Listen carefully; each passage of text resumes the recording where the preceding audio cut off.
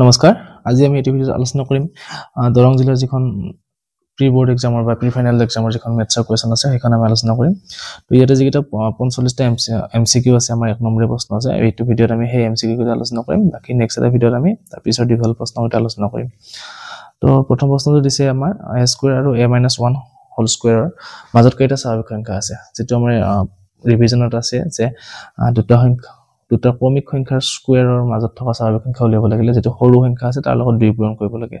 তো আমাৰ উত্তৰটো শুদ্ধ উত্তৰটো হ'ব আমাৰ কোনটো অপচন ডি টো যে এটা সৰু সংখ্যা আছে a - 1 টো গতিকে a - 1 ৰ লগত 2 পূৰণ কৰিলে আমি কিমান পাম 2 * a - 1 অৰ্থাৎ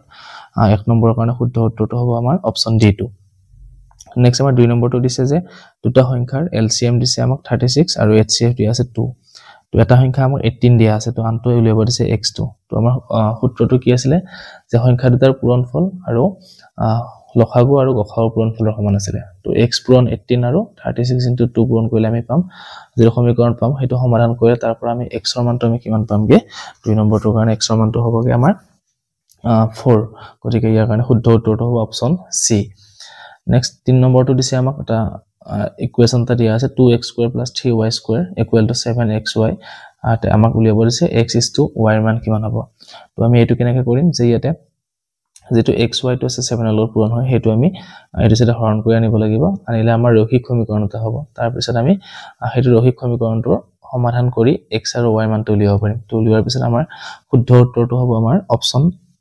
B2 1:2 আৰু 3:1 তো 3 নম্বৰৰ কাৰণে শুদ্ধ উত্তৰ অপচন বি নেক্সট 4 নম্বৰটো দিছে আমাক ইয়াৰে কোনটো বহুপদ ৰাশি হয় তো আমাক 4টা অপচন দিছে তো বহুপদ ৰাশি হ'ব লাগিলে নিয়মটো আছিল কি যে যেটো আমাৰ অজ্ঞাত ৰাশি আছে x2 বা y2 বা যিকোনো এটা অজ্ঞাত ৰাশি সেই অজ্ঞাত ৰাশিটোৰ ওপৰত যেটো পাৱাৰ থাকে বা ঘাত থাকে হেতু এটা অখণ্ড সংখ্যা হ'ব লাগিব হেতু যদি মাইনাসত থাকে বা ভগ্নাংশত থাকে তেনেহলে হেতু আমাৰ বহুপদ ৰাশি নহয় বা বহুপদ নহয় আমাৰ গতিকে আমি যদি অপচন কেইটাত চাও ইয়াতে বাকি গোটেই কেইটাতে কি আছে চাবা অপচন এ টোৰ বাহিৰে বাকি গোটেই কেইটাতে কি হ'ব হেতু আমি যদি অপচন বি টো লিখো এই তলত যেটো x + 5 আছে হেতু আমি লিখিলে মাইনাসত গুচি যাব পাৱাৰটো বা ইয়াতে ৰুট ওভাৰ আছে গতিকে এটো কাটাকাটি না যেনেকৈ থাকিব বা অপচন ডি টো আমি যদি চাও তো হেতু আমাৰ কি হ'ব ভগ্নাংশত আছে তাৰ মানে কি হ'ব এটো মাইনাসত লিখা যাব গতিকে আমাৰ অপচন এ টোত যেকিটা x আছে বা অজ্ঞাত ৰাশি আছে তাৰ পাৱাৰ কেইটা আমাৰ অখণ্ড সংখ্যা হৈ আছে 2 এটা আছে এটা 1 আছে গতিকে আমাৰ বহুপদ ৰাশিটো হ'ব অপচন এ শুদ্ধ উত্তৰ √3x² + √2x +√2 নেক্সট আমাৰ 5 নম্বৰটো দিছে ইয়াতে গ্ৰাফ চাইডেল দিয়া আছে তো ইয়াৰ বহুপদ কোনটো দ্বিঘাত বহুপদৰ লেখ নহয় খুদিছে এটা দ্বিঘাত বহুপদৰ লেখ নহয় আমি কেনেকৈ গম পাম যে বহুপদ এটাৰ লেখ হ'ব লাগিলে কি হ'ব লাগিব তাত দ্বিঘাত বহুপদ হ'ব লাগিলে তাৰ দুটা সমাধান থাকিব তো যদি আমি চাও ইয়াতে লেখ তেলত যদি 2 নম্বৰ লেখ তেলত কি হৈছে সেই লেখ তেলে x অক্ষ আৰু y অক্ষক 4 বাৰ কাটাকাটি কৰিছে গতিকে ইয়াতে বা x অক্ষক 3 বাৰ কাটিছে তাৰ মানে ইয়াতে x ৰ মান ইয়াতে 3টা ওলাব তো আমি দ্বিঘাত বহুপদত কেতিয়াও x ৰ মান আমি 3টা নাপাও হয় দুটা পাম নহলে এটাই পাম একে হ'ব বা কোনো সমাধান নাথাকিব পাৰে গতিকে আমাৰ ডি অপচনটো এটা ইম্পসিবল কাৰণ তাত দ্বিঘাত বহুপদত আমি কেতিয়াও 3টা সমাধান নাপাও গতিকে এটো আমাৰ বহুপদৰ লেখ নহয় অপচন ডি টো নেক্সট 6 নম্বৰটো প্ৰামাণিক ৰূপত লিখিব দিছে গতিকে এটো প্ৰামাণিক ৰূপত লিখা আছে 1.2 * 10⁻⁴ হোল স্কয়াৰ তো যদি আমি স্কয়াৰটো ভাগাই দিও তেনেহলে কি হ'ব আমাৰ 1.2 ৰ ওপৰটো স্কয়াৰ আহিব আৰু 10⁻⁴ ওপৰটো স্কয়াৰ আহিব তো 1.2 টো স্কয়াৰ কৰিলে আমি পাম 1.44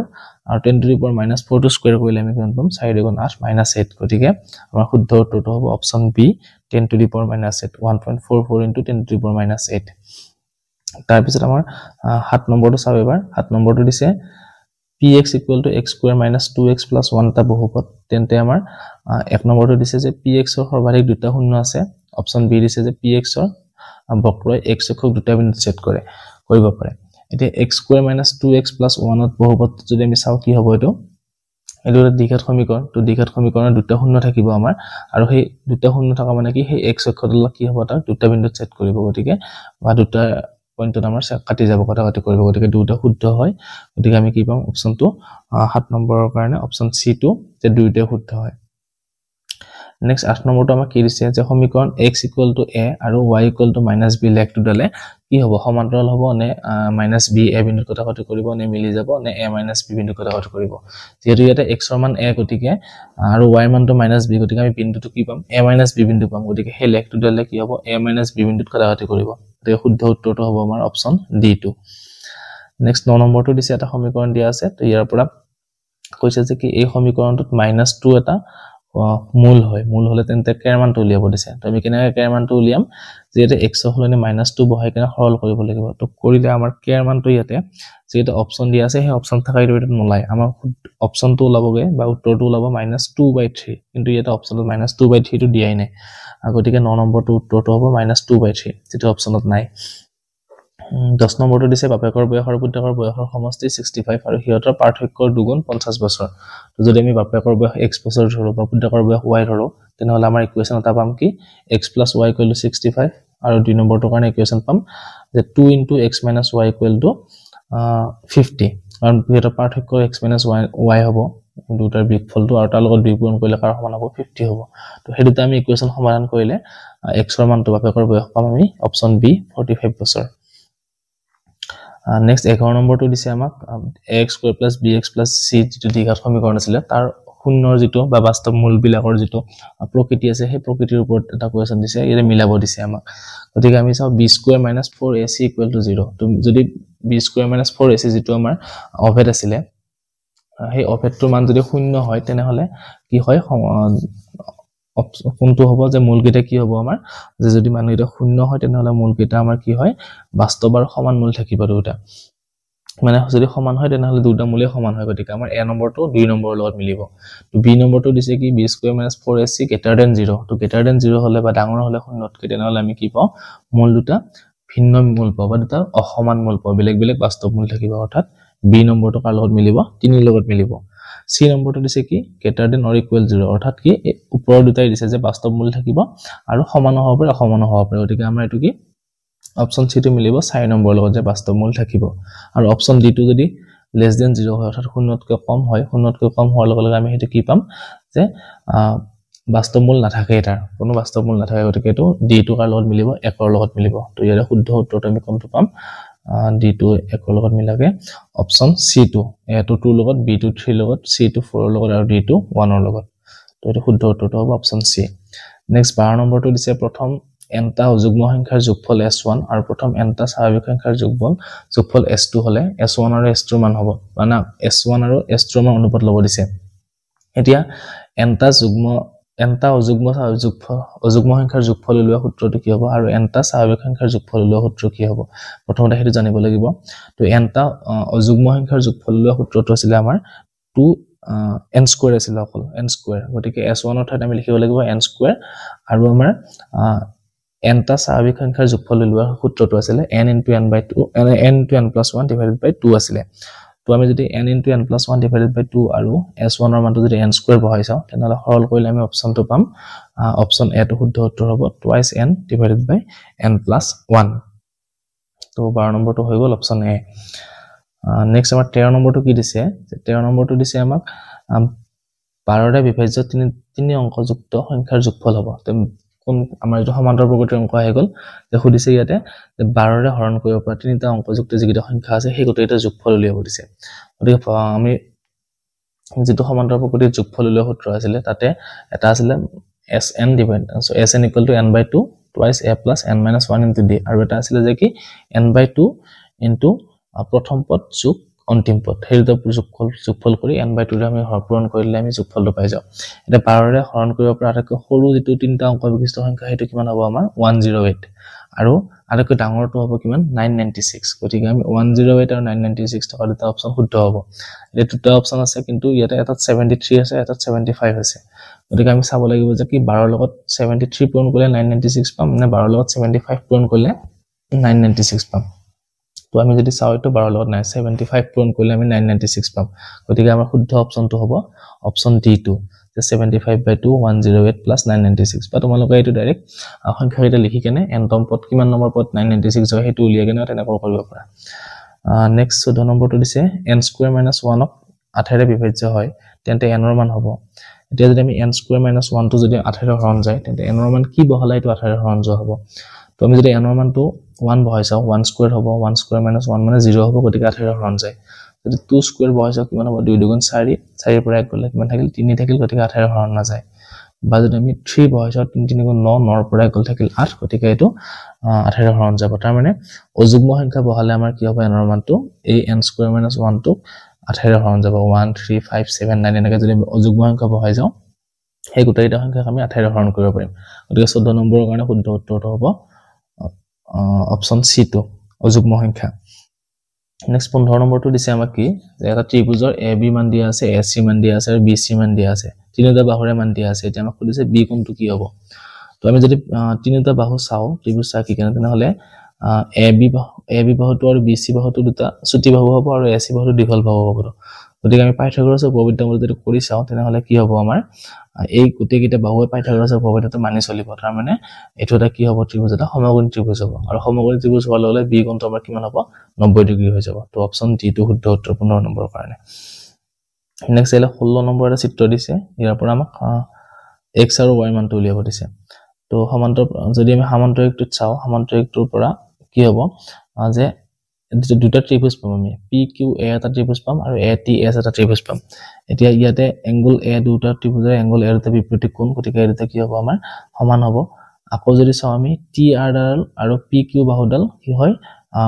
সমান্তৰাল হয় গতিকে TQ ডালৰ আমাৰ কি হ'ব ছেদক হ'ব গতিকে একান্তৰ কোণ দুটা সমান হৈ যাব হোৱাৰ লগে এই দুটা ত্ৰিভুজ আমাৰ কি হ'ব সদৃশ ত্ৰিভুজ হ'ব তো সদৃশ ত্ৰিভুজ হোৱাৰ লগে আমি কি লিখিম বাহুকেইটাৰ অনুপাতকেইটা সমান হ'ব গতিকে 6 এটা 6 দিয়া আছে এটোটো 6 দিয়া আছে তাৰ মানে বাকিকেইটা বাহু সমান সমানে হ'ব অৰ্থাৎ x ৰ মানটো 3 হ'ব আৰু y ৰ মানটো 4 হ'ব গতিকে 16 নম্বৰটোৰ কাৰণে শুদ্ধ উত্তৰটো হ'ব অপচন B2 যে x = 3 আৰু y = 4 নেক্সট আমাৰ 17 নম্বৰটো কি দিছে যে এই তিনটা বিন্দু একেৰেখীয় হয় তেন্তে ইয়াৰ মানটো উলিয়াব দিছে যে একেৰেখীয় হোৱা মানে আমাৰ এটো যেটো স্থানাংক জ্যামিতিৰ অংক আছিল ত্ৰিভুজৰ কালি উলিয়ালে = 0 ওলাই তেনেহলে হেতু কি হয় আমাৰ একেৰেখীয় আছিল গতিকে সেই সূত্ৰটো ব্যৱহাৰ কৰি কেনে আমি ইয়াৰ মানটো উলিয়াম তো ইয়াৰ মানটো উলিয়ালে হ'ব ইয়াৰ মানটো 17 নম্বৰটোৰ কাৰণে 5/2 অপচন সি টো শুদ্ধ উত্তৰ নেক্সট আমাৰ 18 নম্বৰটো কি দিছে যে 18 নম্বৰটো দিয়া আছে যে y অক্ষৰ পৰা 4 - 7 বিন্দুৰ দূৰত্ব তো এটা বিন্দুৰ দূৰত্ব আমি যদি x অক্ষৰ পৰা চাব লাগে তেনেহলে y মানটো চাইছিলো আৰু y অক্ষৰ পৰা হলে x ৰ মানটো চাব লাগে গতিকে y অক্ষৰ পৰা খুদিছে গতিকে ইয়াৰ দূৰত্বটো কিমান হ'ব 4 একক অপচন বি টো শুদ্ধ উত্তৰ 19 নম্বৰটো দিছে cos এর মান 3/5 তেন্তে আমাক 9 + 10 9 10 স্কয়াৰ এর মানটো উলিয়াব দিছে তো এটো আমি cos a টো যেটো cos মানে আছিল ভূমিবাহী কৰ্ণ তো সেই তেনেকৈ আমি ত্ৰিভুজৰ যেটো পাইথাগোৰাছৰ উপপাদ্য আছিল হেতু ব্যৱহাৰ কৰি কেনে লম্বটো উলিয়াৰ পিছত আমি কি কৰিব পাৰিম 10 ৰ মানটো উলিয়াই কেনে এটো সৰল কৰিলে আমি মানটো পাম 19 নম্বৰটোৰ কাৰণে অপচন সি টো শুদ্ধ উত্তৰ 25 গতিকে এটো শুদ্ধ উত্তৰ হ'ব 25 নেক্সট 20 নম্বৰটো ত্ৰিভুজটো কি দিছে আমাৰ ত্ৰিকোণমিতিৰ অংক দিছে গতিকে ত্ৰিকোণমিতিৰ এখিনি সৰল কৰিলে আমি পাম অপচন ডি টো cos a শুদ্ধ উত্তৰ এটো তোমালোক অনুশীলনত আছে অংকটো ডাইৰেক্ট পাবাই Next 21 to this is sin 45 degree plus cos 45 degree মান কিমান হ'ব তো sin 45 ৰ মান 1/√2 cos 45 ৰ মান 1/√2 তো দুটা যোগ কৰিলে আমি শুদ্ধ উত্তৰ হ'ব কোনটো অপচন বি √2 নেক্সট 22 to দিছে এটা 5 cm ব্যাসৰ যেটো এটা বৃত্ত p মিনিট টনা এটা স্পৰ্শকে p q আচ্ছা এটো প্ৰশ্ন আমাৰ দিছে যে কোনটো যেটো ত্ৰিভুজৰ বৃত্তৰ যেটো স্পৰ্শকৰ উপপাদ্য আছিল 10.1 উপপাদ্য আছে প্ৰথমটোৱে যে বৃত্তৰ স্পৰ্শকলে বহিবিন্দুৰ পৰা স্পৰ্শকডাল টানিলে হেডাল ব্যাসাৰ্ধ লম্ব হয় গতিকে আমি ত্ৰিভুজ এটা পাম সমকোণী ত্ৰিভুজ সেই সমকোণী ত্ৰিভুজৰ যেটো বাহুৰ মান এটা 5 cm হ'ব এটা 12 cm হ'ব তো আমাক আন্তঃবাহুৰ মান উলিয়াব দিছে গতিকে হেতু পাইথাগোৰাছৰ সূত্ৰৰ ব্যৱহাৰ কৰি কেনে যেটো ভূমিৰ মানটো উলিয়াম তো উলিয়ালে আমাৰ কিমান হ'ব মানটো অপচন ডি √119 cm তো 22 নম্বৰৰ কাৰণে হ'ব শুদ্ধ উত্তৰ হ'ব অপচন ডি টো নেক্সট 23 নম্বৰটো আহিলে এটো বৃত্তটোৰ পৰা আমাক কি উলিয়াব দিছে এংগল BAT মানটো উলিয়াব দিছে তো এটা কেনেকৈ উলিয়াম চোৱা OAB যদি চাও আমি তাতে এংগল O টোৰ মান দিছে 100 আৰু AB মান কিমান হ'ব যদি O টো 100 হয় তেনেহলে কি হয় OA আৰু OB দুডাল সমান বাহু গতিকে আমাৰ এটো সমদ্বিবাহু ত্ৰিভুজ হলে কি হ'ব এংগল A আৰু এংগল B টো সমান হ'ব হোৱাৰ লগে লগে দুটা ত্ৰিভুজটো তিনিটা কোণৰ যোগফল 180 ডিগ্ৰী এটা কোণ যদি 100 হয় এই দুটা কোণৰ যোগফল কিমান হ'ব আমাৰ 80 ডিগ্ৰী হ'ব তো দুটা কোণ সমান হোৱাৰ লগে লগে কি হ'ব দুটা 40 কোণ হ'ব অৰ্থাৎ এংগল OAB ৰ মানটো 40 ডিগ্ৰী পাই গলো আকৌ আমি জানো যে কি ত্ৰিভুজৰ বৃত্তৰ স্পৰ্শকডালত টনা ব্যাসাৰ্ধডাল লম্ব হয় তাৰ মানে OAT ৰ মান 90 ডিগ্ৰী তো 90 ডিগ্ৰীৰ পৰা যদি আমি 40 টো বিয়োগ কৰি কিমান থাকিব 50 অৰ্থাৎ অপচন সি টো আমাৰ শুদ্ধ উত্তৰ হ'ব 23 কাৰণে নেক্সট 24 টো আমাক দিছে কি যদি এটা বৰ্গৰ পৰিসীমা এটা বৃত্তৰ পৰিসীমাৰ সমান হয় তেন্তে ইহঁতৰ কালিৰ অনুপাত উলিয়াব দিছে তো বৰ্গৰ পৰিসীমা আমাৰ কি আছিল 4a আৰু বৃত্তৰ পৰিসীমা আছিল টুৱাইছ পাই r তো হেই দুটা সমান ধৰি কেনে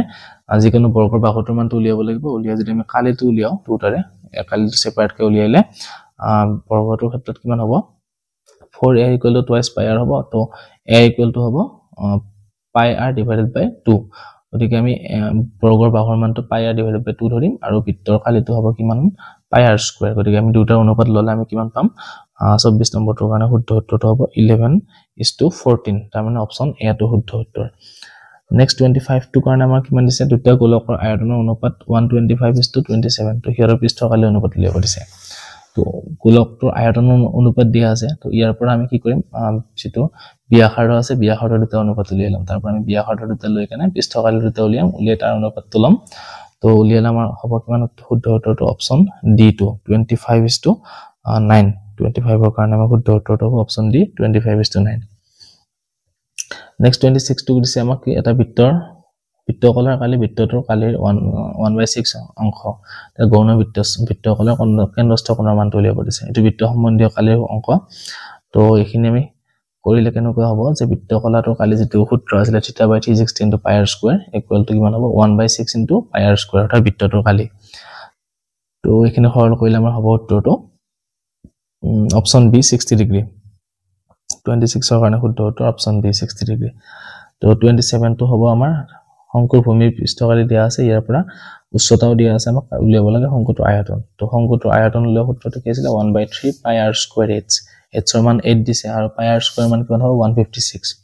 তো এইখিনি সৰল কৰিলে আমি কিমান পাম অপচন সি 416 সেন্টিমিটাৰ কিউব গতিকে 27 ৰ কাৰণে শুদ্ধ উত্তৰ অপচন সি 416 সেন্টিমিটাৰ কিউব তাৰ পিছত 28 টো দিছে আমাক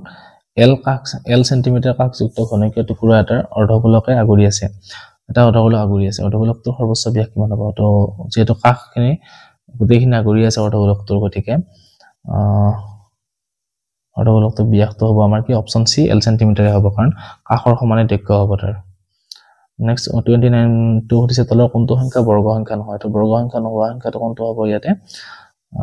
অপচন সি 1961 যদি আমি 1961 ৰ বৰ্গমূল লয় এটো দশমিকত ল'ব বা এটো কোনো আমি নিৰ্দিষ্ট পূৰ্ণবৰ্গ সংখ্যা নহয় গতিকে এটো 29 টো কি হ'ব শুদ্ধ উত্তৰটো অপচন সি 1961 নেক্সট 30 নম্বৰটো দিছে কি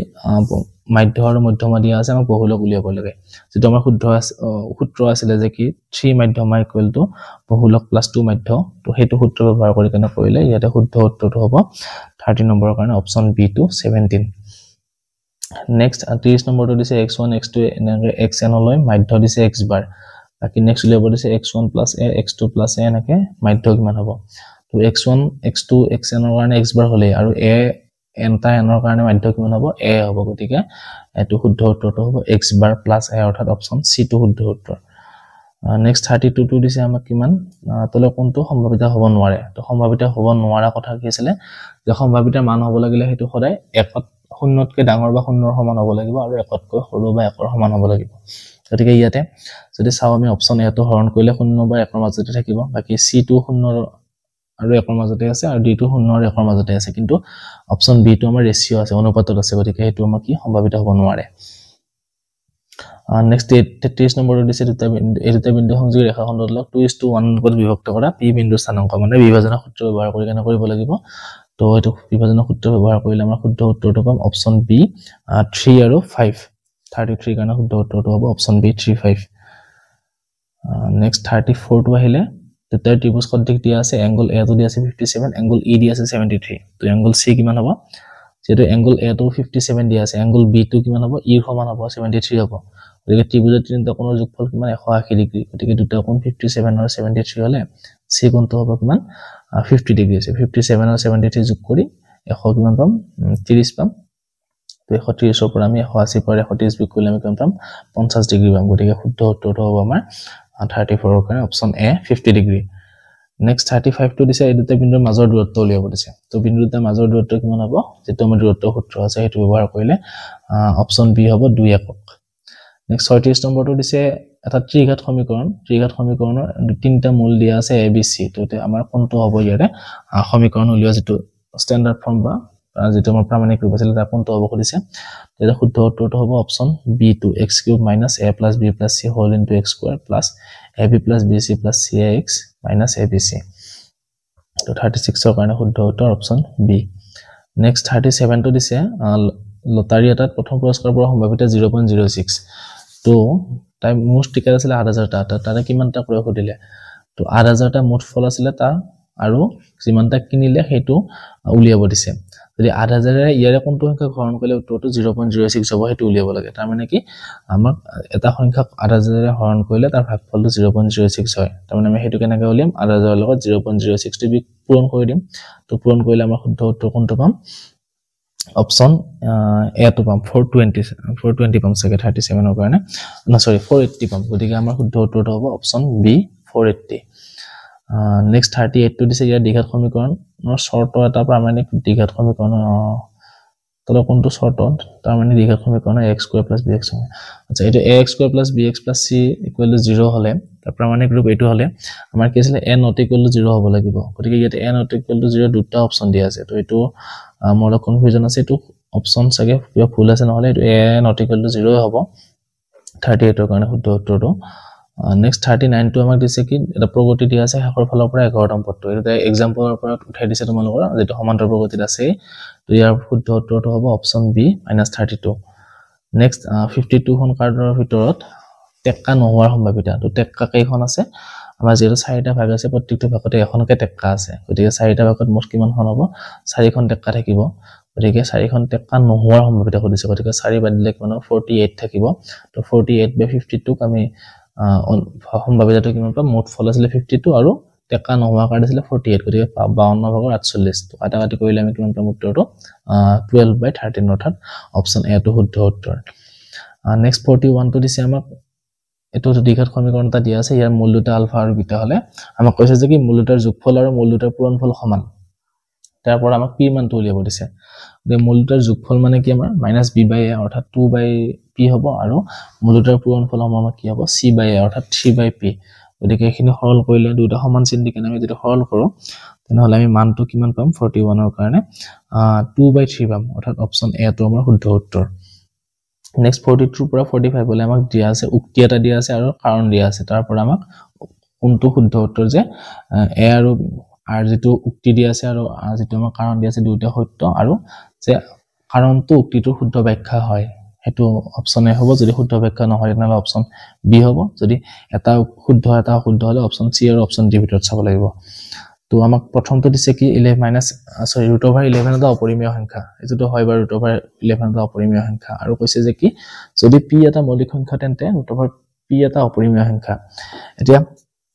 অকল মৌলিক সংখ্যা কেইটাই যে √11 ললে আমি অপৰিমেয় সংখ্যা পাম তেনেকুৱা নহয় বেলেগ সংখ্যা বিলাকো আছে এনেকুৱা অপৰিমেয় সংখ্যা গতিকে √11 ৰ ক্ষেত্ৰত এটো